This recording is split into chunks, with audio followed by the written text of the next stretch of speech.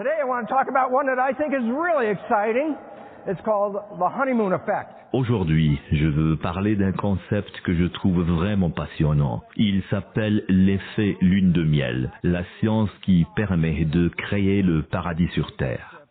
C'est assez intéressant car les gens qui me connaissaient il y a 20 ans ou plus ont été littéralement choqués que j'écrive un livre sur les relations. À l'époque, on me voyait plutôt comme Monsieur la pathologie des relations. Alors, lorsque ce livre est sorti, je suis certain que beaucoup se sont demandé, est-ce bien le même Bruce Lipton? Et la réponse est oui. Car ce livre repose sur une compréhension enthousiasmante de l'application de la biologie des croyances. Mais c'est quoi l'effet lune de miel? Je vous invite donc tous à revenir à un moment de votre vie, à une époque où vous êtes tombé éperdument amoureux de quelqu'un. Peu importe que cela ait duré longtemps ou non. Cela a peut-être duré une semaine, un mois ou, si vous avez eu de la chance, quelques mois. Le temps de cet effet de lune de miel. Et vous vous demandez peut-être, mais qu'est-ce que l'effet lune de miel?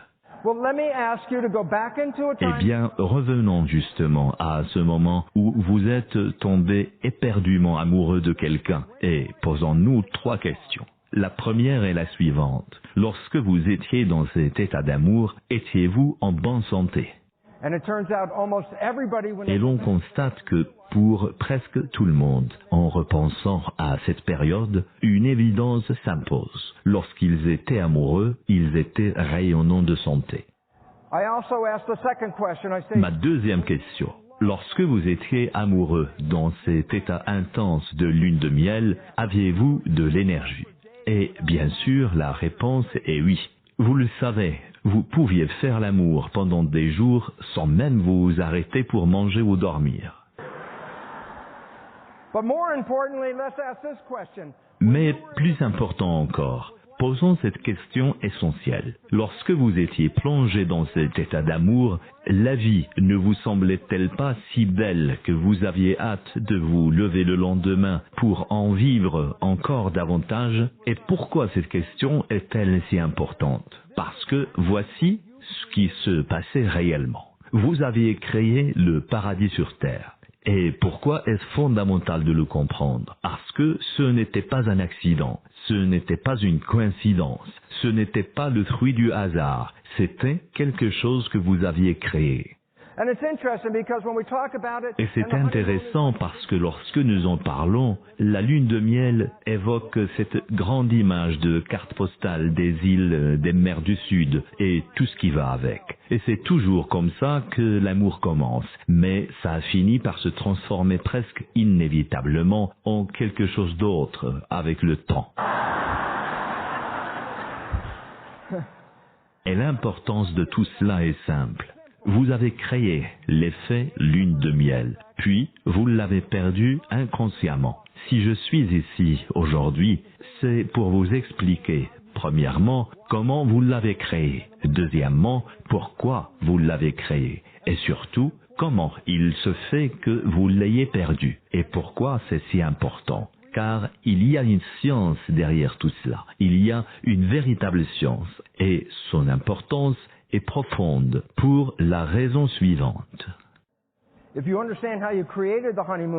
Si vous comprenez comment vous avez créé l'effet lune de miel, et si vous comprenez pourquoi vous l'avez perdu, alors réfléchissez à cette réalité toute simple. Vous pouvez y retourner et vivre une expérience de lune de miel, un paradis sur Terre, chaque jour, pour le reste de votre vie. Si vous comprenez ce qui s'est passé. Et c'est exactement sur cela que porte tout mon propos. Et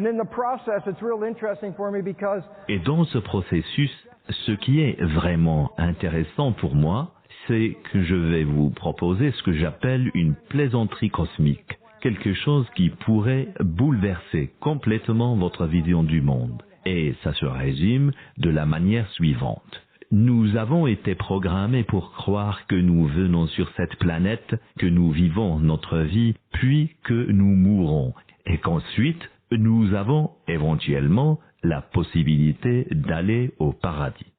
I want to offer a different suggestion. Je voudrais vous proposer une autre idée, une simple suggestion. Vous êtes venu ici en naissant dans le paradis. C'est cela le paradis.